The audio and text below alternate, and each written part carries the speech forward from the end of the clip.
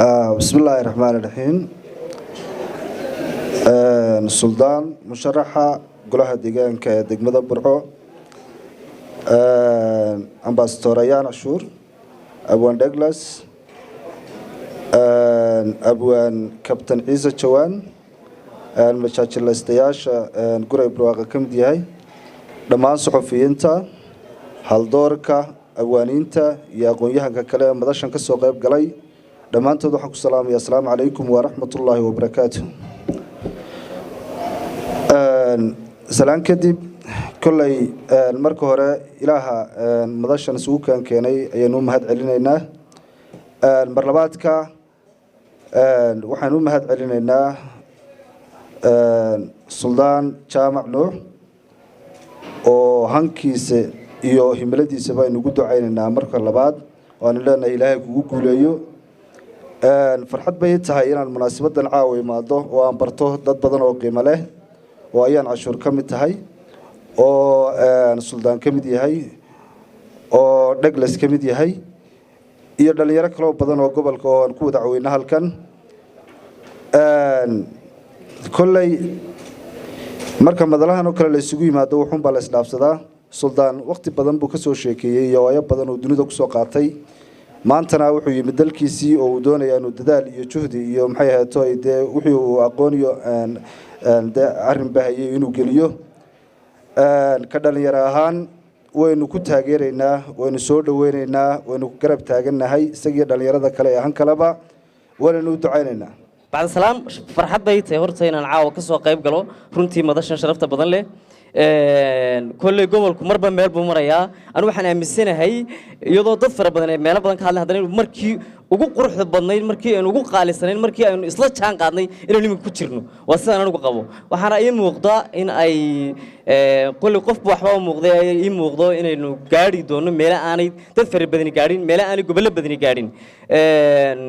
سلطان waxa aniga si gaar ah aan ugu mahad celinayaa oo bartay anaan sawirkiisa arkin oo aan maqlin ayaa waxay bartay sagal baa waxay ugu tiri waxa inoo soo baxay inoo sharaxanin maayir noo noqon doona aad iyo aad ba sagal horta marka hore maadsantahay way jiraan khiyaar badan oo sharaxan oo dhalinyaro ah oo gobolka wax badan ka qabtay laakiin isagu wuxuu kaga duwan yahay inuu si guud isugu keeno maanta caaw isugu keeno hal doorka gobolka taasuna waxay muujinaysaa inuu yahay qof baraarugsan soo jeeda ilaa garada waxa jirta kulli ambriyahan dambe ka shaqeynayay marba marxalad baa la marayaa ee library-ga burco oo imanka meel wanaagsan oo maraya dhulkiina la siiyay lacag fara badan oo ayaan iyay ka mid yihiin dadkii soo ururiyay kulli oo akoonka ugu jiraan taasna waxaan doonayaa insha Allah bilmilaah karin dhamaanteen inaynu ka wada shaqeyno isla qaadano isla qurxino maayirka waxaan ugu dambeyn ku dardaarmayaa maayir waad soo baxaysaa insha Allah bilmilaah karin waana ku codaynayna waana ku soo dhaweynaynaa insha Allah bilmilaah karin sida aad noola joogto hadhow marka soo baxna way noola joogtaa aad iyo aad noo maasantiin assalaamu calaykum raxmatullaahi wa barakaatuh Suldaan maanta xiligeeda waxa weeye inaanu ku dhiiri gelino musharaxnimadiisa inuu ku adkaysto hore u socdo dadaal sameeyo uu soo baxo idamka alle kadibna aynu dardaaranka aanu siino inagoo isku dhan inagoo gaargaara inagoo la faqayna sida uu burcamid uga dhigi lahaa Hargeysa way hadashay oo dhowr nin bay soo dhigtay muraayada oo Cabdikariin Axmed Moogo ugu horeeyo ay u bixiyeen maayarka Maroodi Jeex magaalada caasimadda Soomaaliland burco stiil may hadlin waxa cunaha ku dhigay baan u garan lahaa laakiin Suldaan baa markii loo hadli waayay hadloo yiri anigu waxaan ahay musharax xildhibaan golaha deegaanka sidoo kalena waxaan ahay nin u taagan maayarnimada magaalada burco ee caasimadda labaad ee Soomaaliland haddaba Cabdikariin maxaa looga abaalguday saxaafadii waxay uga abaalgudeen meel kasta uu istaago iyo bar kasta uu maraba klibkiisa way faafiyaan xidda guri walba gaarsiinaysa weydika anigu Suldaan waxaad u haystaan garan maayo anigu Suldaan anaga isbaray oo ka yag fadhiya ana u yeeray ana hotel fadhiyan u yeeray guriga soo fadhiiso waxaan u qaban karaan u sheegay adduunyana kama codsan wax kale uu qabtana kama codsan damiirkaygu wuxuu tusayaa ninka nadiifta wanaagsan inaan hore u riixo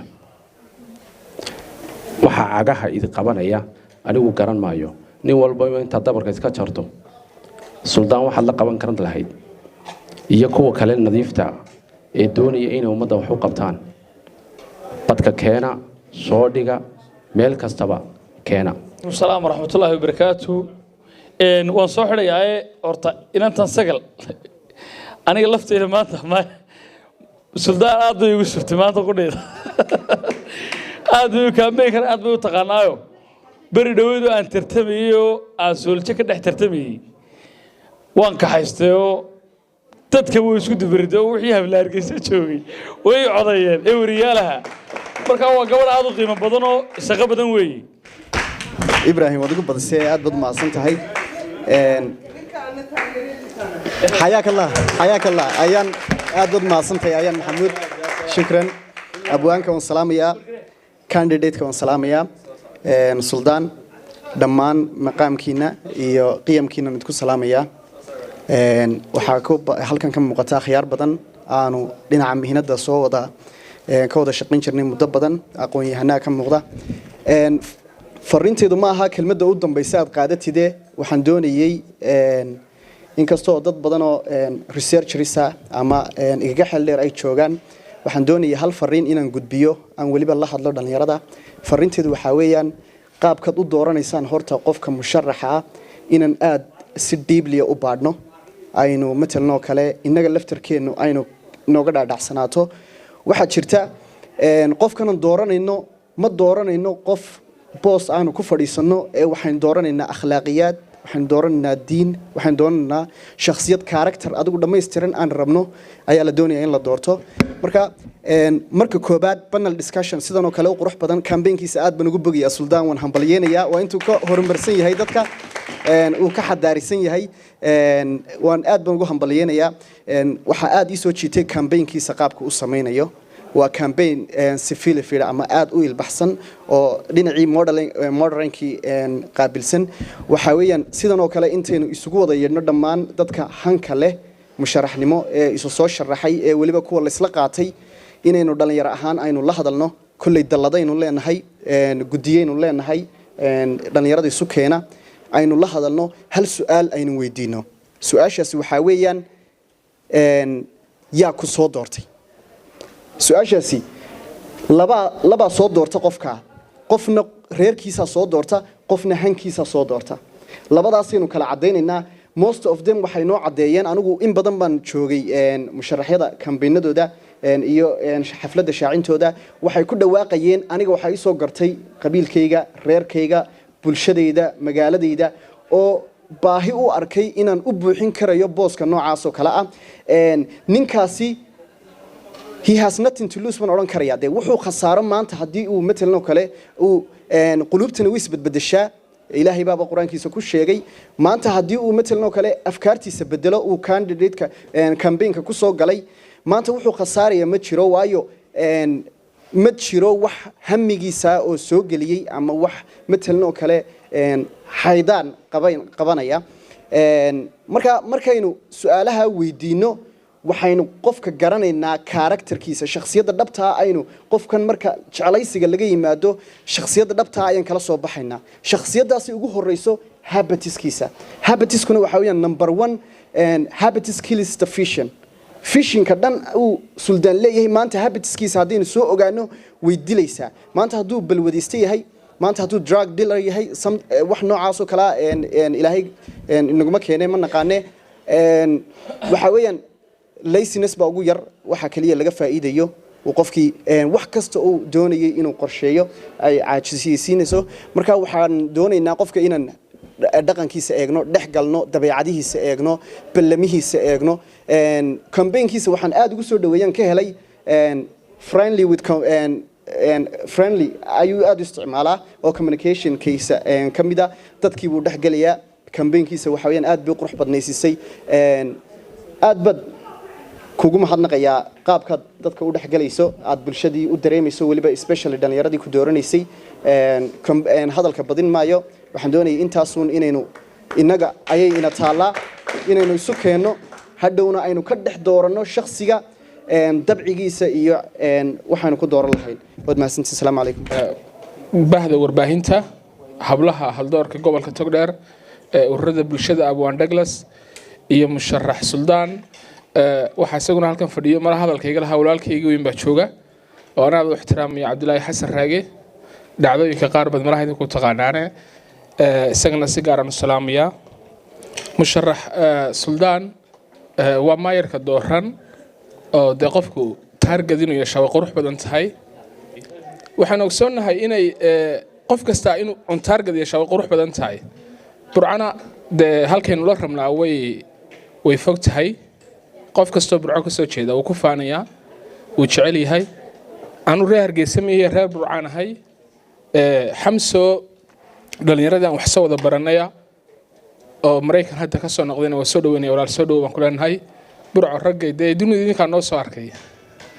annagu Hargeysa oo jajaban baan ka nimo macna sameynayna waxa jira waxa dhibatiisa daryeela to kala ku dara burco inay horumar gaadho diyaar baan nahay anigu kaarkayga xaqana ka qaatay waa ballan inaan suldaan u codeeyo suldaan marka laga yimaado sida guud ee uu noo soo xulay caawe dadkii gobolka idinka soo doortay annagu ehel gaar ah baan siinahay waan in abtigaya waa dhalay waa suldaan jaamac nuux cali codkaygana xaq buu lahaa mar kalena doorashiin ahaan deegaan ahaan iyo dadnimo ahaan iyo qofnimo ahaan oo garanayo oo burco inaan u doori lahaa suldaan oo kala ayaan door bidayaa waan idin salaamayaa Marion ilaawin waxa leeyahay sawir qurux badan ma iga qaaday waxaan horta aad iyo aad ugu mahadcelinayaa suldaan oo munaasabadan isugu keen yeeray waxaan leeyahay aad iyo aad baad u mahadsan tahay waxaan kaloo isagana halka ka salaamayaa abwaankeennii weynaa Douglas dhammaan holdoorka gobolka wariyayaasha aad iyo aad baad u salaamantihiin waxaan kaloo halkan isagana ka salaamayaa saaxiibkay Mubaarak Mario oo de photographerka ugu fiican aan oran karo Somaliland isagana sacabka loo tumo runtii ninkaasi waxa uu iyo groupkiisa Future Brothers saameyn weyn oo aan dhammaan dadka kale ee reporterada aan lahayn ayay ku leeyihiin qaranka aad baan u salaamayaa isagana waxaan doonayaa inaan ka hadlo saddex qodob kolley suldaan waxaanu wadaagnaa qurba joognimada suldaanna waxaan u malaynayaa inuu og yahay marxaladaha ka jira magaaladeena iyo qaabka ugu fudud ee aynu wax u horumarin karno ee aynu wax uga bedeli karno magaaladeena 2010kii ama 2011 markii aynu dooranay golihii deegaankeena waxaan u malaynayaa in dhammaanteen baynu ahayn dad deegaraad leh inaynu ogeyn wixii magaaladeenu ay ku sugnayd iyo wax maanta iska bedelay dad badan waxay ka hadlaan in magaalada ay ka jirto dhibaato badan oo la yiraahdo waxay kaga timaadaa dibadda laakiin anigu waxaan aaminsanahay horumar la'aanta magaaladeena ka jirta inay tahay mid inaga inagu taxalluqda oo dhankeena ah 22 xildhibaan ayaynu dooranay oo golaha deegaankeena ah local governmentiguna waxa weeye dadka ugu saameynta badan leh marka laga hadlayo degmo wixii ay qabteen way qabteen maanta waynu sagootineynaa waxaan u malaynayaa in 22kii aanu qofna inaga ka soo noqon suldaan runtii anigu waxaan bartay aniga oo markaa dibadda jooga Mareykanka jooga ayaa warkiisu halka iga soo gaaray ninka dadaalkiisa iyo fikradaha uu aaminsan yahay iyo sida uu doonayo inuu wax u qabto waxaan leeyahay Ilaahay kula garab galo waxaan ku soo jeedinayaa inaad aad iyo aad ugu fiirsato dhibaatada magaaladeena ka jirta oo runtii horumar la'aan weyn ay ka muuqato waxa qudhay maanta magaaladeena ku kordhay 10 sanadood waxaan oran karaa inay yihiin hudheelada inay hudheel yihiin hudheelka ay maanta joogno iyo ilaa iyo midha 10 hudheel oo kale oo dad ganacsato ay sameeyeen wax kale oo ku kordhay oo aynu sheegi karno runtii ma jirto assalaamu alaykum raxmatullaahi wa barakaatuh horta dhamaantiin waa salaamatiin xildhibaanka isaga mid baan kula talinayaa horta marka koobaad midaan xildhibaanka kula talinayaa waxa weeye qof kasto intaan halkan isugu timi kamidi marka uu gurigiisa tago wuxuu garaacaa albaabka sababtu mid kasto inaga mid markuu guriga tago albaabka uu garaacaya waxa weeye inuu gudaha galo laakiin xildhibaanka waxaan ka codsanaynaa qof kasta oo reer Burco inuu qalbigiisa garaaco kadibna message-ku isagu xambaarsan yahay uu qalbigiisa ku shubo xildhibaanka isaga midaasaan farayaa waxaasoo dhan waxaan u baahanay inaan bedelo dadka aqoon-yahanka tala ahaan waxaan u siinayaa musharaxa inuu dadka aqoon-yahanka sidaa uu maanta ula tashaday isagoo musharaxa markuu xildhibaan noqdo ama maayar noqdana ula sii tashado aad baan idin salaamaya dhammaantiin بسم الله الرحمن الرحيم مرتي شرفت كلا دوان لما أنتي واحد نكون سلام يا سلام السلام عليكم ورحمة الله وبركاته أنا واحد كم هاي وربعين تقبل كتقدر سيدو كلا واحد كم هاي إنجنير هذا قبل كتقدر واحد بدن كشقي دولة هوسة دقمة برعو هذا أنا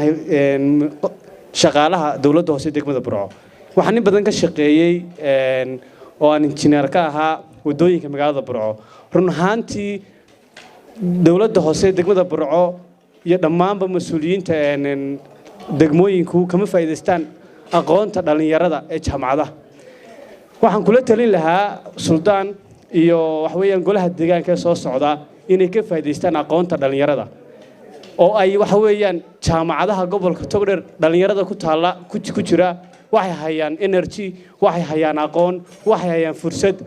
iyaguna ay muxuu ahaay aqoontooda waxay u baahan yihiin meel ay ku soo saaraan marka ha ka faa'iideystaan aqoontaas oo wax weeyaan sidii ciidda Burco looga muxuu ahaayay Burco ciidda looga yareyn lahaa waxa haya oo maskaxdii ay ku jirtaa dhalinyarada gobolka Togdheer waliba kuwa jaamacadaha ku jira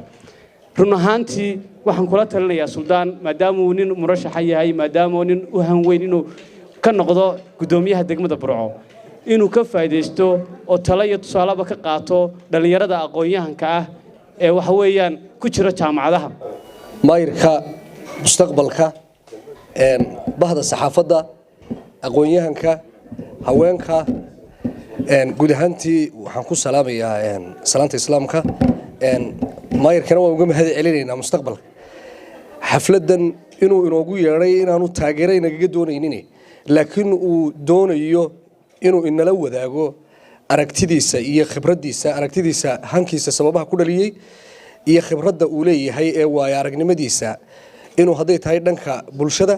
haday tahay dhanka aqoonta haday tahay dhanka waxqabadka haday tahay dalalka horu maray iyo habka ay u shaqeeyaan shuruucdoodu midna aad baan uga xumahayo dee bulshadeennu waxay noqotay inagoo dimuqraadiyad sheeganayno aynu leenahay dimuqraadiyad baynu ayaan wax ku dooranaynaa Soomaaliland 20 sano ku dhow wax lagu dooranayo dimuqraadiyad haddana maanta inaan wali taagannahay doorashada habeeleedka wax looga gudbo xalaba aan lahaynin sida darteed de maayirka mustaqbalku waxaan filayaa hadii arintaas oo dad noocaas oo kala la heli lahaa oo badan horena ay u dhici lahayd in laga gudbi lahaa caqabadaha qabyaaladda ee ina daashaday waana takeenaysa in jihadii aynu u soconay ee horumarka iyo dadnimada aynu ku gaari lahayn ee dunida kula tartami lahayn inaan dib uga dhacno doorashada mar walba ku salaysan qabyaaladda ee aan ka gudbaynin inagoo dimuqraadiyad sheeganayna waxaana mushkiladaasi ay haysataa Soomaaliya oo dhan waxa inaga inagu kooban maaha shirkii November lagu qabtay 2017 maayirada magaalooyinka dalalka adduunka oo ay ka qayb galeen ilaa 30 dal oo ka dhacay Japan waxyaabaha dalalka ka maqnaa waxa kamid ah Soomaalida kamid ahayd guud ahaan Ethiopia inala darisa maayiradeedii baa ka qayb galay joogiba qaarkood marka taas waxay ku tusinaysaa mushkiladda qabyaaladdu Soomaaliba halka dhigtayba inaan dunida ka hadnay waxaan ku soo koobayaa in hadal dabadii baan soo kacayo iyadoo dadkii oo dhan ay hadleen dadkuna ay caajiseen oo waqti dambe iska noqotay laakiin maayirka mustaqbalka waxaan leenahay arrimaha badan aad qabatay aad ka soo shaqeynaysay ilaa 2004 inaadan niyad jabin oo aad halkana kaga dhawaaqday haddii xitaa aad guulaysan weydo inaadan ka hari doonin hankaaga anana waa kugu dhiirigelinaynaa sababtoo ah waxa la yiraahdaa ixbaadu niyya ama niyad jabku waxa uu dhaawacaa qofka horumarkiisa iyo dadnimadiisa iyo jiritaankiisa uu dhaawacaa mana sameeyo qof wax horumar haddii uu niyad jabo laakiin haddaad mar walba isku daydo inaad ka midho dhaliso halka aad doonayso waad gaaraysaa suldaan jaamac nuuxow waxaan ku rajaynaynaa insha Allah in hankaaga iyo himiladaada aad uga timi meesha fog inaad ku guulaysato laga yaabaa dadkiina inaan in badan la shaqeeyo